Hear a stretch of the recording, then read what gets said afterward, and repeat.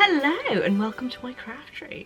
My name's Ellie and this is my YouTube channel Craft House Magic, and today I'm going to take you on the journey of knitting the mystery knit along the Geogradient shawl by Stephen West. I've printed my pattern out and I have my needles ready here. Two sets of 3.5mm needles. They're cable needles. One is longer than the other, but I think the second one should be long enough to sort of hold the stitches, that's what he said it was for. I have the yarn ready to cake up, so I need to cake that up first, but I thought I'd show you the yarn that I caked up for my mother-in-law Liz to knit up. This was the Barbie girl set that I dyed up, and this is on the MCN base, and Liz is going to knit that up, so I need to give that to her tomorrow so she can join in as well. So on the next podcast we can both show you how we're getting on with our mystery knit-alongs. So I am knitting the set that I dyed up as well, and it's called It's Only Natural. So this set is in the merino and nylon base rather than the MCN. I thought I'd have this for a bit of a change because I normally go for sort of more brighter colours or more sort of teals or pinks, so I thought that this would be a little bit different and also be something that would be really wearable as well. So we've got a beige, a sort of dusky blue, a dark green, and then a dark teal that I think go really nicely together.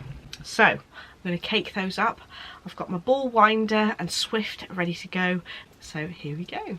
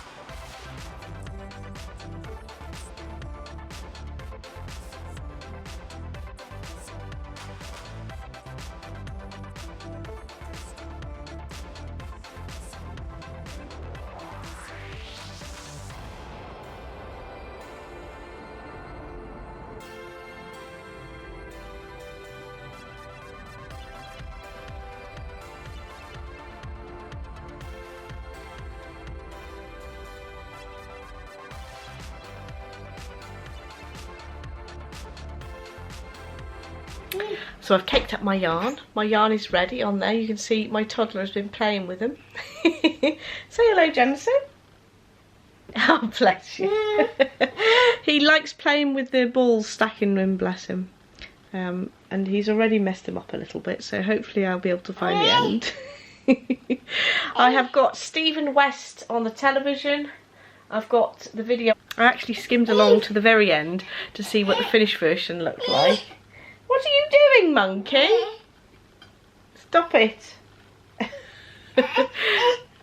And I've had a look to see what it looks like, and it looks really cool, so I'm very, very excited. I like to see what each clue looks like before I start knitting it, so that I know that I'm doing it correctly. I've had a little look through the pattern. I don't think Jensen wants me to knit. Oh, all right. Yeah, is it yours now? Anyway, I'm going to get on casting on the shawl, and hopefully Jens will be going to bed soon so I can actually get on with some proper knitting. But at least I've got a good start done and I know what it's going to look like. And you're going to let me do some knitting? You're going to let Mummy do some knitting? Yeah. Oh, that's nice of you.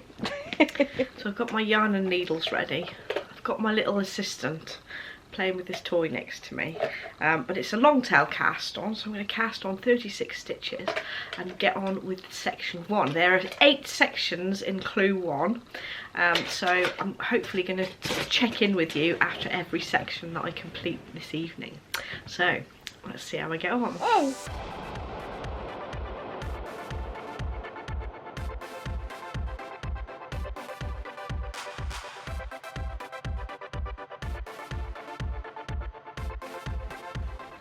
So I've got to the end of section 1 and this is what it looks like. I've actually woven in my ends as I'm going, just at the end of section 1.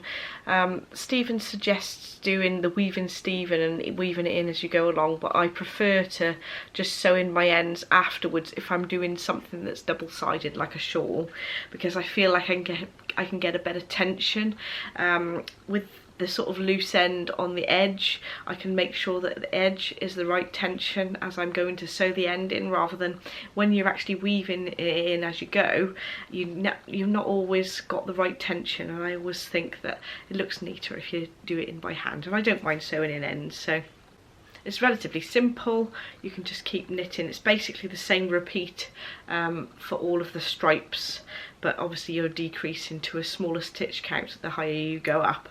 The next section looks a little bit more complicated, so I've had a little look at the video that Stephen's got. It's over an hour long, so it's very detailed. It's really good help if you're not quite sure what to do next, and I like to just have a look to see what the next bit looks like, so you know that you're going in the right direction. So I've had a look now, and you actually cast on stitches onto the needle on this side of the work, and then you're working some stripes in the other direction, which is interesting. So hopefully I should get the right shape at the end. I've had a look, and what it looks like is that you've got a sort of triangle for the next bit there. So I shall have a go at that and come back to you when I've done that section.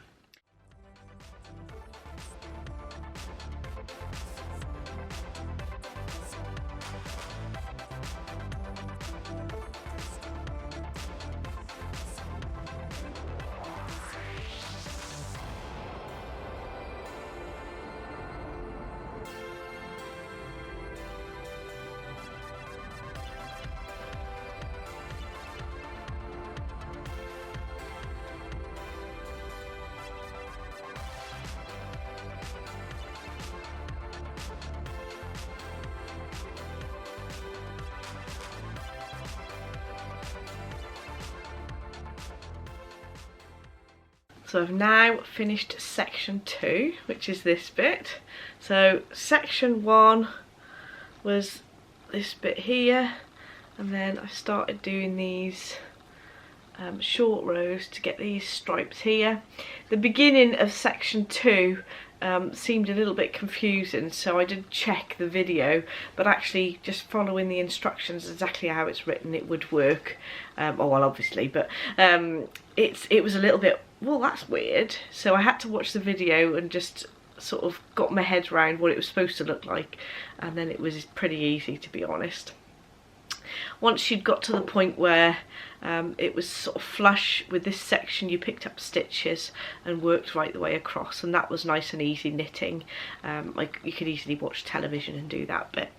I really like this pattern so far because there's sort of little modules of the pattern, and it feels like you're achieving something once you've finished a section, if that makes sense. So now I've done 2 sections, I'm excited to do this 3rd section, which starts picking up stitches on this edge. So you're doing like another triangle, I think. I did watch to the end of Stephen West's video, so I do know what the end of this section looks like, and it looks really exciting. So I'm excited to actually finish the clue. This is all I'm going to do for this evening though, but I managed to knit this in 3 hours. So that's not too bad, I don't think. And I think that the clue 1 seems relatively achievable in a week for even a slightly slower knitter, I think, because I think on the last year's pattern it took me forever to do clue 1, so it's nice to be able to have a clue 1 that seems quite doable. Let me know if you'd like to see more of this type of video. So next week I am planning on doing a podcast, but I may not be able to do it because I am booked in for gallbladder surgery to have my gallbladder removed on the 13th of October. So I'm trying to get everything packed up and sent out before then, so that I don't have to worry about trying to do anything after I've come out of surgery. It should be fine, it's just keyhole surgery, but I just want to make sure that I've packed and posted everything that's sort of out of pre-orders and advents and yarn clubs and everything like that. So just to let you know, so I'll hopefully be able to record something next week, but if not, I'll definitely be back the week after, because I should be able to have more knitting time when I'm in my recovery phase from the hospital. So I'm excited to be able to do lots more knitting then, which is a bit weird being excited to have an operation, really, isn't it? So I've been extra super busy the last few weeks, so I haven't had an awful lot of things to show you to have a proper podcast today, so I thought I'd vlog my MKAL journey instead. So thank you so much for watching. Don't forget to like and subscribe if you'd like to see more, and I shall see you either next week or the week after. Thanks for watching. Bye.